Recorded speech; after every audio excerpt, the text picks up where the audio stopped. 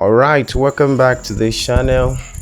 As you can see, today we're going to be talking about a very interesting religion, okay, and that is the Eckankar. Okay, some people, to them it feels, they feel nervous hearing the name. Some people feel, oh God, how will you talk about this, huh? For me, I believe every religion have their unique beliefs. You understand? Every religion is unique, okay, and irrespective of whatever perspective of people about them, these people, they have something that they stand for. Understand? So I'm going to be checking their belief system. I'm going to be clearing the doubts and some misconception about them, what they actually stand for. Okay, like I usually say, it is not bad knowing something about everything. So let's go. Okay, for the purpose of this particular research, we're going to be making use of a chat AI, okay, to explore everything that we need to know. So I asked my AI Eckankar, and it was like, okay, I didn't get the spelling and it corrected it. So I'm going to be picking the major thing. You can read yourself. Okay, I'm going to be picking the key points. So Eckankar, it's actually a religion that means ancient signs of soul travel. Okay, so it's like a journey of connection with the soul. So the kind of practice that help you to journey into the soulish realm and all that. So the Eckankar practice include daily mantras, meditation techniques, and who exactly what they believe can help with the experience of soul travel. So, and take note, the word heck in the beginning of Eckankar, it means divine, and anchor refers to experience or connection with the divine. Okay, so in continuation to that, so their place of worship is called the temple of Ek. Remember, Ek means the divine. Okay, and it can be found anywhere. Most time what they do is that if you get to a new place and you're looking for a local Ek temple, you visit the Eckankar website and you get the nearest branch close to where you are, and like that. So they believe in different planes of reality. Okay, they call it planes of reality, and that is the physical world, the astral world, and others. What is that others? We're going to see now. Let's properly look into the different planes of consciousness that we have here. Okay, number one, the physical world, the world we experience. Okay, so that is the first world. The astral plane, the plane of the inner world, is accessible through dreaming or deep meditation. This is where many religions, visions, and experiences are believed to happen. Okay, so that is actually the dream plane. Okay, so most of the dreams and all that happens in that astral plane, and they believe in the causal plane. The causal plane is a second inner world, a higher level of consciousness with less karmic influence. Okay, so then I asked the AI, what is karmic influence? Okay, of course we know what is karma. Okay, karma is all about the concept of our actions and how they have consequences, both positive and negative. Okay, so the key for Eckankar is to be aware of this influence and work to undo negative karma through conscious spiritual practice. Okay, we understand that karma exists, of course. So when you are in the causal influence, the essence of the causal plane is so that you can be able to undo some of the negative consequence that might come your way, okay, through spiritual practices. Understand, there are things that you have done in the past and all that, so they engage this causal plane, this causal realm, this causal consciousness to undo negative consequences of their past actions. Okay, it is a very deep inner world indeed, a deep inner consciousness. So now the next question that comes to mind is that how do they travel into this plane? So I asked, how do they travel to causal plane? So the AI responded, says in Eckankar, soul travel is achieved through a process called the sound current. Okay, the sound current is a vibrational musical energy that connects all souls and all realms. Understand, I think what they do is that they have this practice of making use of some kind of sounds. So they key into the sound current when those sounds are being repeated and repeated over. And so when they, okay, let's continue what it says. It says, according to their teaching, the key to soul travel is to tune into this sound current. This is done through mantras. I will later explain what mantras means. Focus chanting on the who sound and meditation. By tuning to the sound current, you're essentially aligning your own soul vibration with that of the divine. Okay, allow you to consciously journey into other planes of reality. It is a bit like tuning to a radio to the right frequency. Okay, you understand what they're trying to say here. So to travel into other realm, you just have to calm down and focus on repeating some mantras, like saying some things over and over and over and over and over, like some mantras, some words. And then when you are tuned to that current, you are aligned to other realities. You are traveled to other world entirely. Understand? So that's what they're saying there. Okay, so I asked the AI, so what is mantras in Eckankar? So he says, in Eckankar tradition, mantras are special words of sound that are repeated over and over to help focus the mind and raise spiritual awareness. It is kind of like a meditation techniques. One of the most commonly used mantras in Eckankar is who. It is said to be a sacred word that resonates with the sound current, helping to create a connection with the divine. By repeating who, you are focusing your mind and energy on the divine, opening yourself to a new insight and experience. So one of their most commonly used mantras is who. Okay, like I said the other time, by constantly saying those words where they are meditating, they believe that who is the name of God. Okay, and actually they believe who is the name of God. And so when your soul is resonated to that particular sound, it connects you to your source, it connects you to your maker, which is God. So when you are repeating and repeating and repeating, you are connected to that who, Heck himself, the master of Heck. So that is it. And then continue.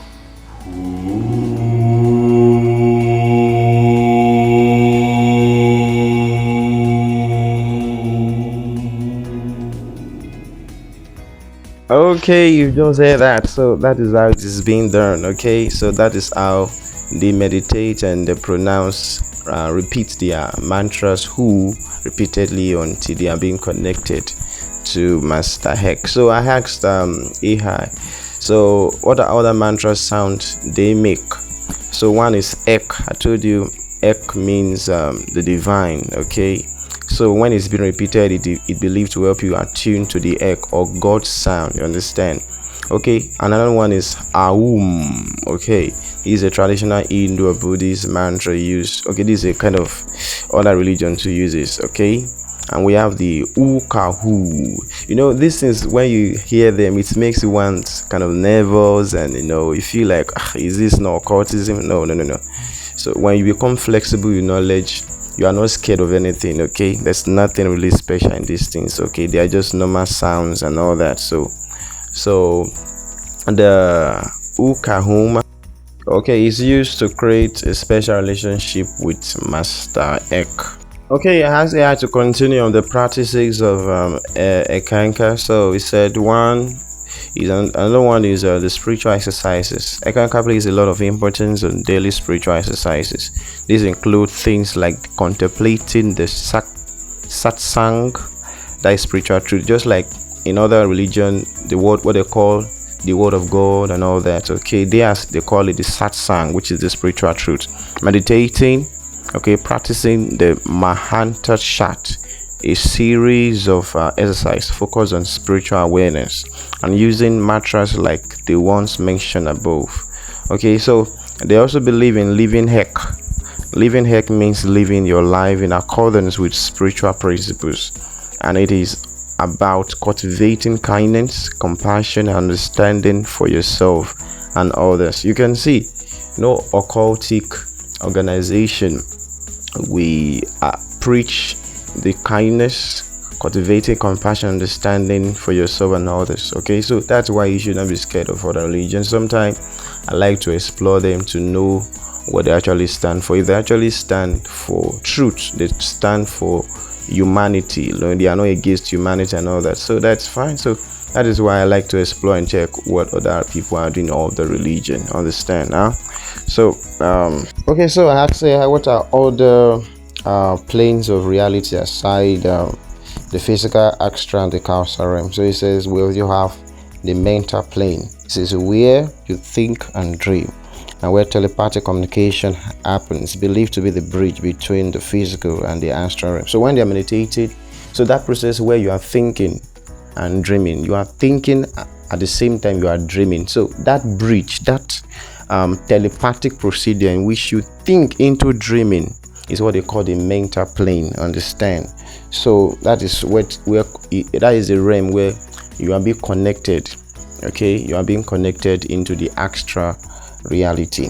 And then they have the soul plane, also known as the city of Ek. This is where the Ek masters, that is a spiritual guide, lives, and is a place of rest for souls. Okay, I told you they believe in God, so they believe God lives in the soul. So God is the divine, which they call Ek. Okay, so the final destination is this place. Understand? So the city of Ek. Okay, so that is where they finally land to, and then they get to communicate with Ek for guidelines and all that, for spiritual truth and all that. Understand? Okay, that's for that. So as AI, are there rituals and mystics that they engage in to enable soul travel? So I believe their religion is full of rituals, and there are some mystics, okay, they engage in to enable them travel. And he said yes. So number one is spiritual breathing. Okay, these are techniques where you breathe in and out deeply, like okay, focusing on a particular hex center within your body, with the aim of creating a state of deep realization and stillness. This state is believed to help facilitate soul travel. So they do this kind of meditation, breathing and breathe out, like yoga. Understand? Okay, so until they find a balance. Okay, so that help them to teleport when they find that stillness. Okay, so until they can find that stillness within them, their self, then they can begin to teleport. Okay, and another one is dream initiation. These are mystical techniques used in Eckankar, where Master Ek can initiate a student into the techniques, into the teachings while they are dreaming. Okay, let's get to understand this better. Let me ask you, what is dream initiation? So I actually like to say more about this dream initiation of a thing. Some of us already getting initiation of a thing. Is this not cultism? So let's get to see. Okay, in Eckankar, the dream state is believed to be a gateway to the inner worlds and the Master Ek. Understand? Dream initiation is seen as a way for the Master Ek to communicate with the initiate on the spiritual level, often without the initiate even being aware of it. Okay, so their final destination is to get to the realm of Master Ek. That is the city of Ek, the city of Ek. That is the soul realm. Okay, and they have to go from the physical realm then to the inner world, which is the Astra. From Astra to the city of Ek. Okay, so who helps them to get to that journey is through the dream initiation. Understand? So what Master Ek does is that, or what the guide, what it does is that he initiates them so that they can be able to teleport by themselves. They can be able to go through the soul travel independently by themselves. Okay, so that is actually what dream initiation is, even without the initiate, even knowing that somebody is helping him or her. Okay, especially when you are starting the soul teleporting for the first time. Understand? Okay, I'm asking AI. So continuing with the rituals and mystic for soul travel, And there's one we call the spiritual initiation. Okay, spiritual initiations are ceremonies conducted by a living heck master, that is an heck initiate who is appointed to lead and teach others. They are believed to confer spiritual blessings and help the initiate connect more deeply with the spiritual world.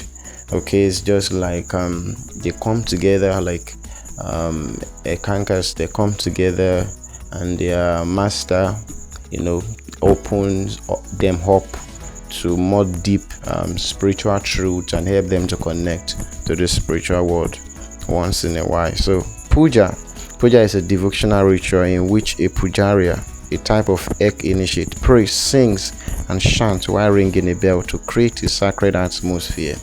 Okay, while they are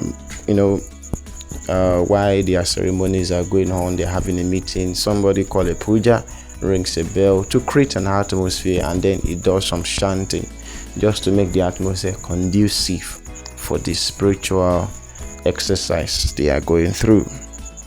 Okay, we're getting to the close of this research, so I wouldn't want to close it without talking about how they get to undo some of the karma consequences, how they undo some things in their life by just dream traveling. Okay, and how they do it is what we call lucid dreaming. That's what I'm bringing here, lucid dreaming. So what is lucid dreaming? Okay, lucid dreaming is the ability to consciously recognize and control your dreams while you are dreaming. During a lucid dream, you are aware that you are dreaming and can often manipulate the content of the dream. This can allow you to explore your subconscious mind, confront fears and anxiety, and gain insight into your thoughts and emotions. Isn't that wonderful? So yes, this is one of the practices of Eckankar, and it's very wonderful. Okay, how that you can dream and manipulate the content. Okay, so it helps them to upgrade their consciousness. Okay, and they can be able to manipulate some of the things they dream about, and it has a ripple effect on their physical realities. Okay, how that they can overcome their fears, confront anxiety, okay, and gain insight into a lot of things like that. So common characteristics of lucid dreaming include conscious awareness, knowing that you are dreaming while you are still asleep. Okay, I know some of us might have experienced it before. You are dreaming. Okay, you are very conscious while you are dreaming, but okay. And again, 2, control, ability to manipulate the dream scene, characters and events. Okay, and 3, clarity, vivid and clear dreams with a sense of heightened awareness, stabilization, ability to maintain control and clarity throughout the dream. So lucid dreaming is very amazing. You can get to read these techniques to induce lucid dreaming, which include reality check-in, keeping a dream journal, meditation and mindfulness, way back to bed techniques and all that. So it's all amazing. So lucid dreaming takes practice, but it can offer a unique opportunity for personal growth, creativity and self-discovery. Yes, if you can practice lucid dreaming personally, even if you are not an Eckankar worshipper, yes, it can help you discover yourself, and it can help you do away with some kind of unnecessary dreams. For some of you that are dreaming of some things that you don't like, you can practice how to be conscious of your dreams, how to manipulate the outcomes of your dream, and you see yourself getting better and heal from those some of the effect and the pollution in your dream life and all that. So that is for that. So thank you for watching. Please, after this documentary, subscribe. In our next documentary, we're going to talk about another religion. We have about 4,000 religions in the world, so we can't explore them all, but with time we get to explore them little by little. This is just to expand our knowledge, to see what other religions are doing, especially monotheistic religion. I mean, religion that believes in a single God, that is in the God of the universe. Understand? So what they feel like, and to clear the doubts about them and the misconception about other religion, so we get to know them, get to know what they're doing, what they stand for, and so on and so forth. So, and this for the purpose of disclaimer, I'm not an Eckankar worshipper. Okay, I in this concept I choose to be a neutral person, just making research. If you know more about them, okay, I stand to be corrected. You can share more of their belief system, more of their rituals, more of their practices with us in the comments section. Okay, we are not attacking anybody. I'm just neutral in this research, understand? Thank you. Please subscribe and share.